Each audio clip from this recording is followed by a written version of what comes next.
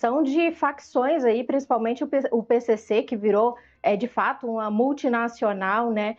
São grupos extremamente organizados. Então, hoje, especificamente, tem uma operação no Rio de Janeiro, inclusive, para combater esse setor financeiro do Comando Vermelho. Eles identificaram o tesoureiro dessa facção. Então, a Polícia Civil do Rio de Janeiro está cumprindo aí diversos mandados de busca e apreensão e de prisão também contra esse núcleo financeiro do Comando Vermelho. Então, a partir dessa operação e de outras, como o Fábio bem falou, Carbono Oculto, a gente consegue ver que essas facções elas já estão muito bem estabelecidas no país. E ontem, quando saiu toda essa notícia sobre a inclusão do Comando Vermelho e do PCC como grupo terrorista lá pelos Estados Unidos, eu conversei com diversas pessoas ali, algumas fontes da Polícia Federal, o próprio promotor Lincoln Gakia, que é um promotor do Ministério Público de São Paulo, que combate aí o PCC há pelo menos 20 anos, e a palavra que eu mais ouvi nessas conversas foi cooperação internacional. Por que cooperação internacional? Porque tanto para a PF quanto para o Ministério Público, as polícias civis, eles acreditam que essa mudança pode influenciar nesse contato que as polícias têm com outros países, inclusive, claro, os Estados Unidos, mas que também pode afetar outros países, porque nós sabemos que uma decisão que vem ali dos Estados Unidos acaba influenciando bastante as relações internacionais. Então, o que eu vi ali, principalmente da Polícia Federal, é que hoje essa comunicação das polícias com a FBI, a DEA, por exemplo, que é combate às drogas, funciona muito bem, é tudo muito bem estabelecido, não tem nenhum ruído com relação à interpretação de lei, à legislação, então tudo funciona muito bem. Só que a partir do momento, aí isso eu já trago aqui, já vou trazer uma fala do próprio Lincoln Gakia, que conversou com a gente ontem.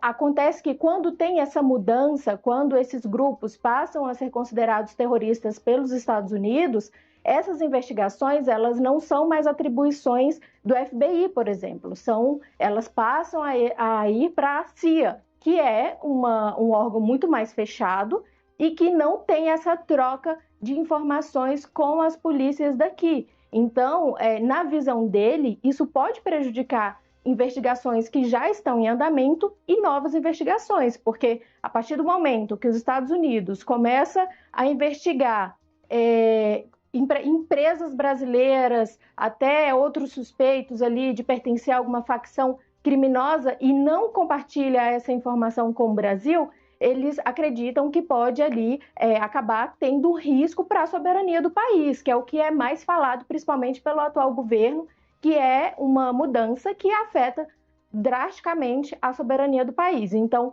as fontes que eu ouvi, tanto da Polícia Federal quanto do Ministério Público, falam muito sobre esse risco de cooperação internacional, que na visão deles, até hoje, funcionava muito bem. Ô Sam, esse ponto é muito importante. Agora você vai falar do decreto especificamente, para quem está chegando agora. A gente está fazendo essa rodada aqui de análise do que pode mudar, os impactos para o Brasil, com esse reconhecimento do CV e do PCC como organizações terroristas pelos Estados Unidos.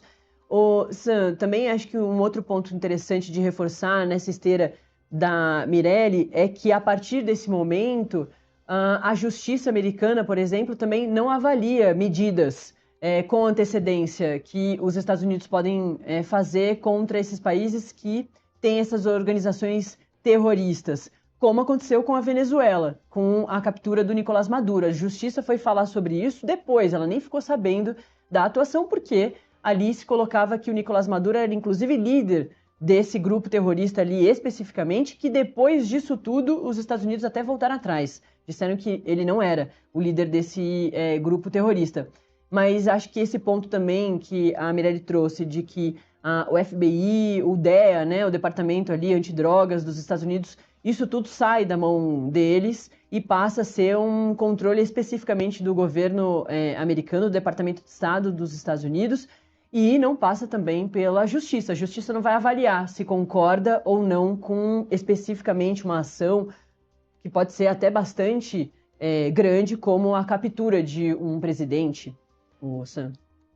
Pois é, Natália, eu tô ouvindo o que vem sendo dito sobre isso desde essa notícia que saiu ontem à noite, né? Pegou a gente de surpresa, não só a gente, como também o governo brasileiro, mas é importante também esclarecer algumas coisas. Primeiramente, as facções criminosas, PCC e CV, vão ser, na verdade, colocadas em duas listas, né?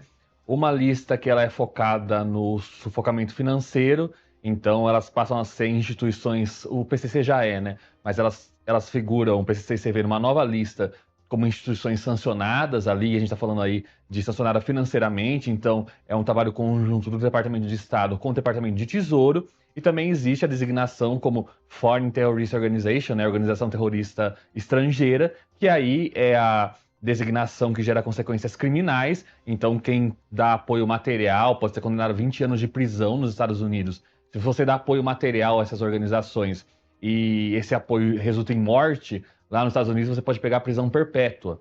Então, essas são as consequências práticas. Por que eu tô falando isso? Porque, para esclarecer, você é brasileiro, você não tem associação nenhuma com facção criminosa. O que muda na sua vida com essa designação? Nada. Porque essa designação é voltada às organizações e a quem financia elas de alguma forma.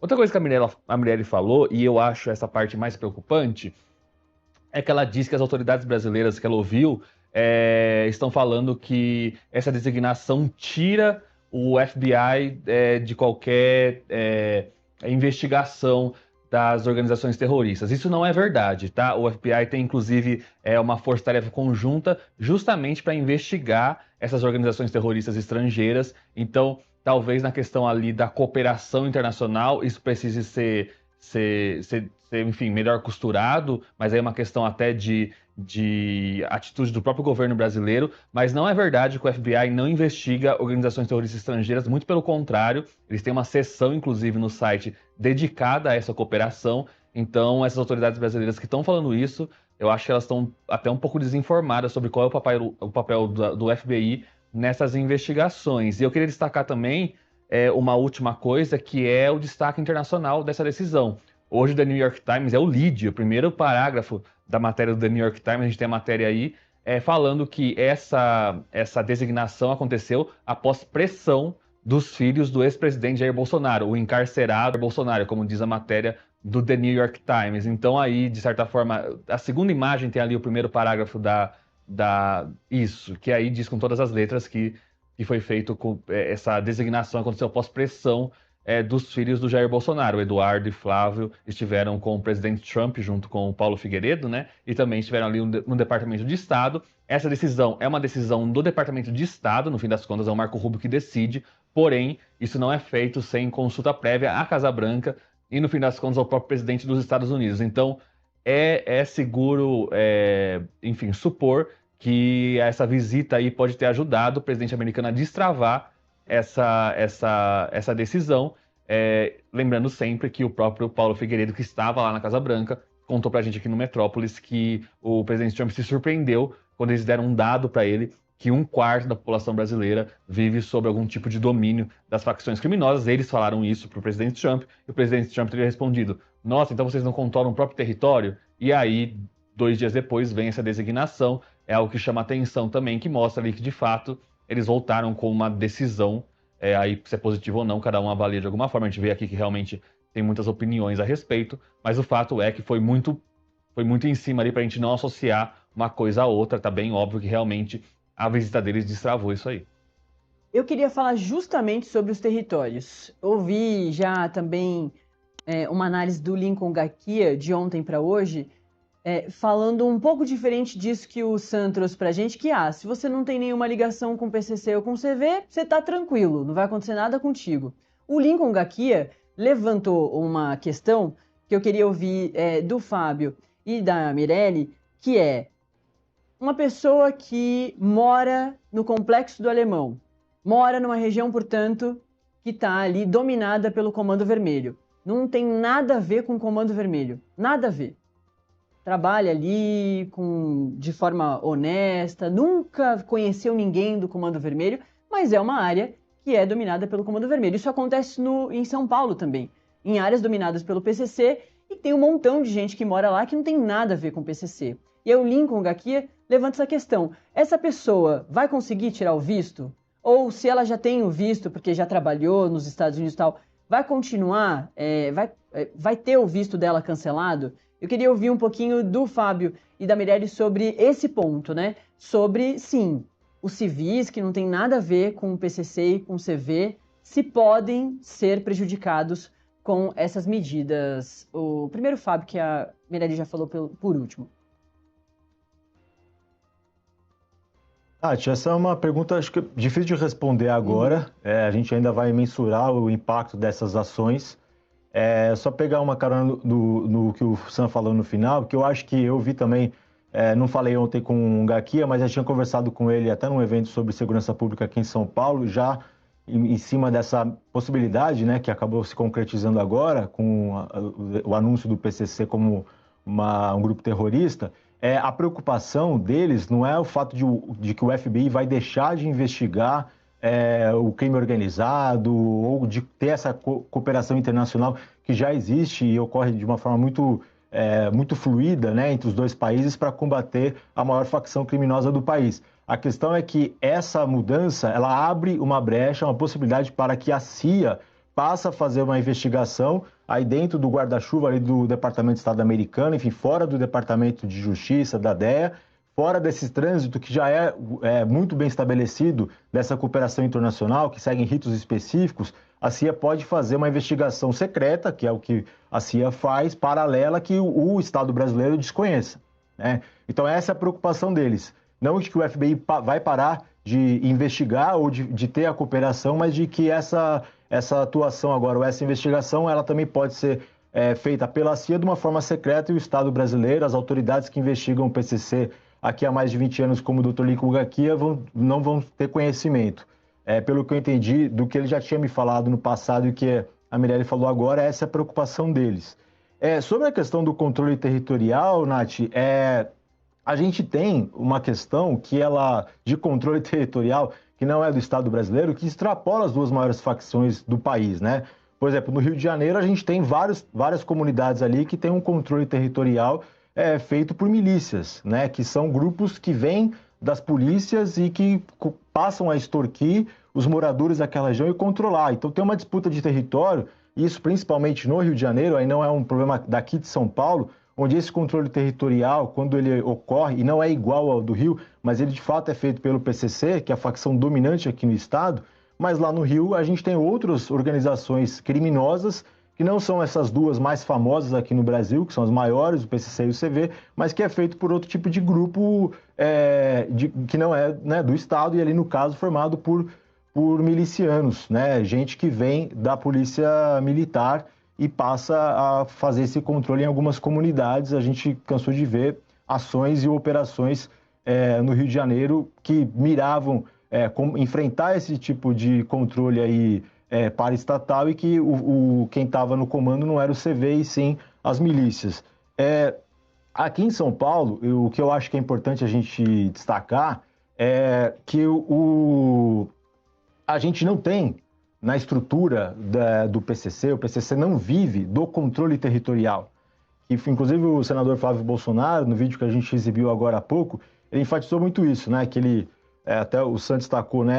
Ele comentou isso na reunião com o Trump e falou, pô, 1/4 do estado do território brasileiro não está sob o controle do Estado, mas sim dessas organizações criminosas. Mas não é disso que o PCC vive. O PCC vive do tráfico transnacional. Ele arrecada mais de R$1 bilhão exportando drogas. O PCC está abrindo mão do tráfico local, regional, tanto é que pequenas facções, a gente viu aqui no interior de São Paulo, em Rio Claro, com o bonde do Magrelo, estão tomando esse controle, esse suposto controle territorial, mas esse tráfico local, porque o PCC está abrindo mão disso, porque isso não gera lucro para eles, o que está gerando lucro é o tráfico transnacional.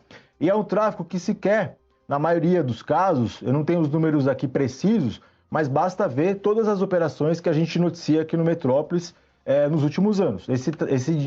Essa droga sequer vai para os Estados Unidos. A maior parte dela vai para a Europa. Então, todos os casos, os mais emblemáticos que a gente viu, seja de droga encontrada em mala, que vai no aeroporto de Guarulhos, que vai para para fora tem como destino ou Europa ou África. O tráfico feito por drogas colocadas em casco de navio, também o destino é a Europa e a África. Então, assim, é uma atuação do PCC especificamente que não vive de controle territorial, apesar de controlar alguns territórios. A gente viu recentemente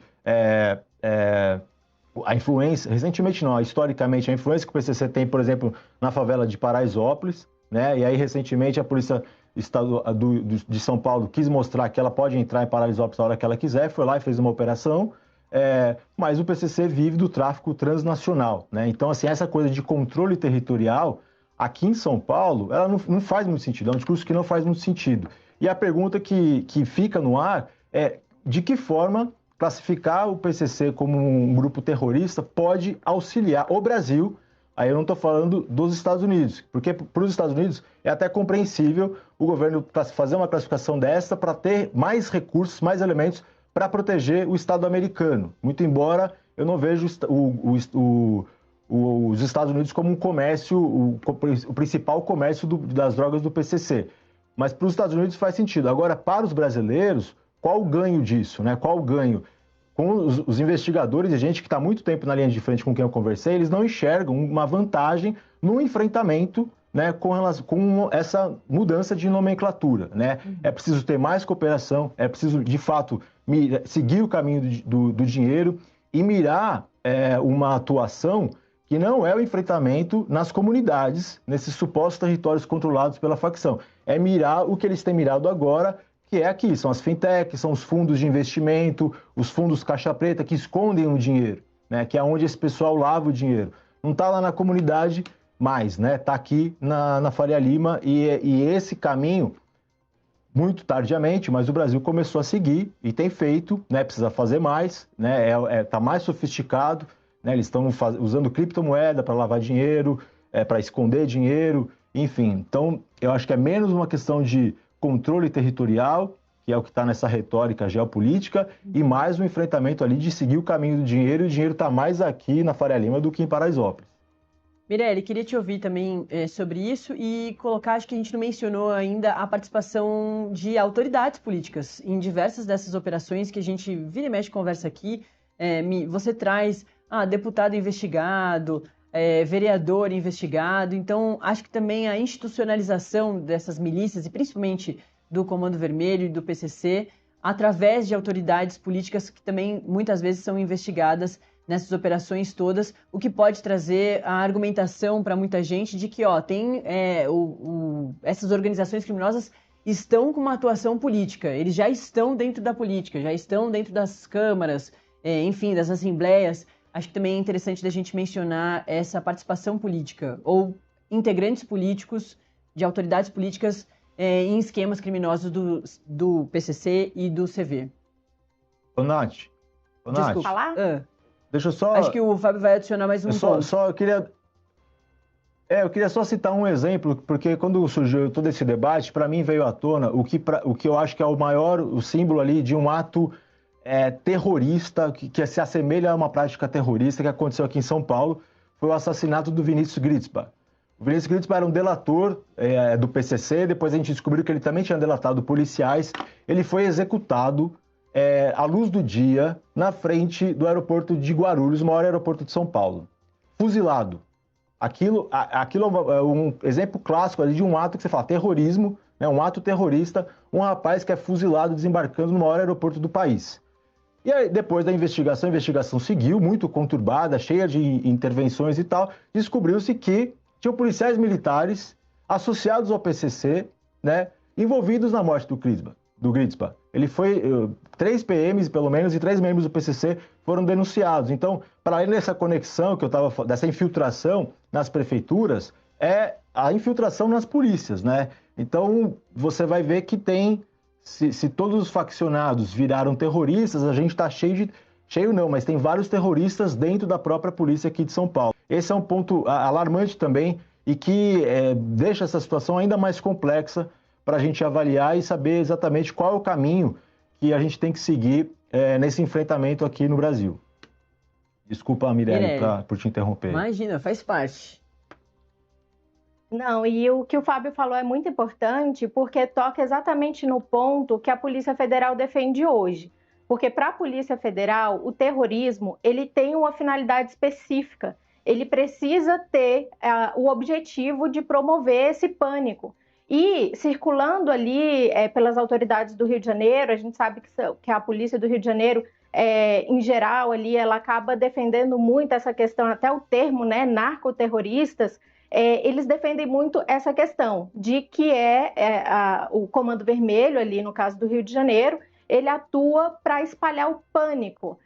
Nós vimos recentemente aí a Operação Contenção, que resultou em diversas mortes, foi um confronto ali que de fato parecia um cenário de guerra no Rio de Janeiro e que causou muita comoção. Então, esse discurso, até para a Polícia Civil, principalmente do Rio de Janeiro, ganhou muita força sobre os narcoterroristas, que o Comando Vermelho é sim uma organização terrorista.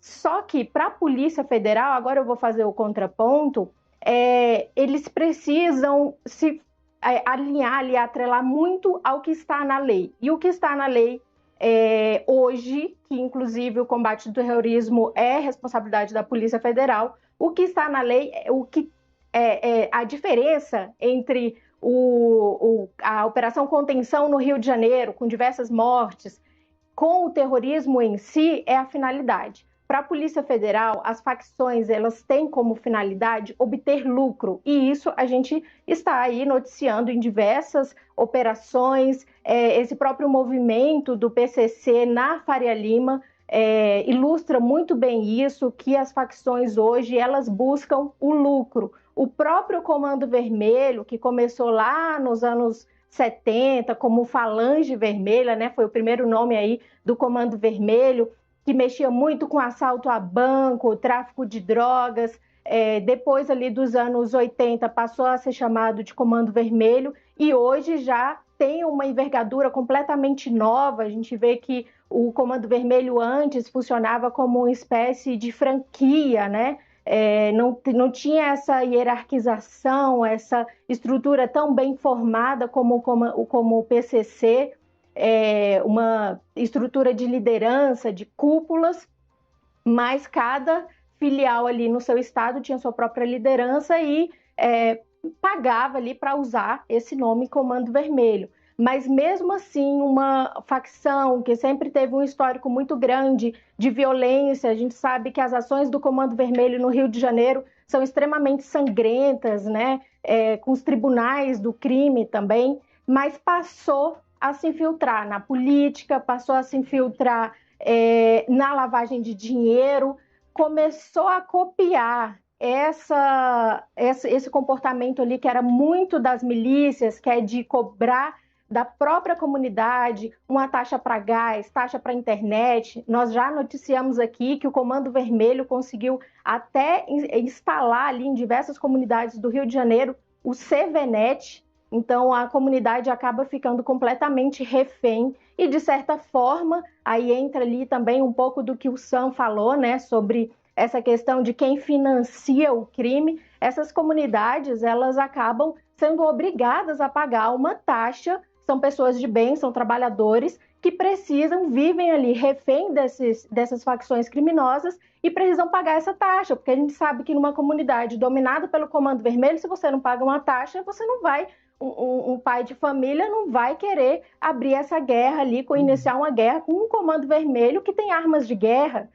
As armas hoje do Comando Vermelho, elas são muito mais letais, muito mais potentes do que as armas da própria polícia. Tanto que quando tem essas operações, a Polícia Civil ela acaba reutilizando esses armamentos, porque são armamentos extremamente letais. Ali naquele próprio confronto da Operação Contenção, nós vimos o poder, né? Drones com bombas. Então, acabou que esse cenário de guerra que nós vimos ali na Operação Contenção acabou fortalecendo esse entendimento de que a facção criminosa ela é sim terrorista, ela realmente espalha esse terror, espalha esse pânico, mas na avaliação da Polícia Federal, esse terror ele não é espalhado, ele não ocorre de forma como a Al-Qaeda, por exemplo, né, que o objetivo ali é espalhar o terror. Não, essas mortes elas acontecem por conta de um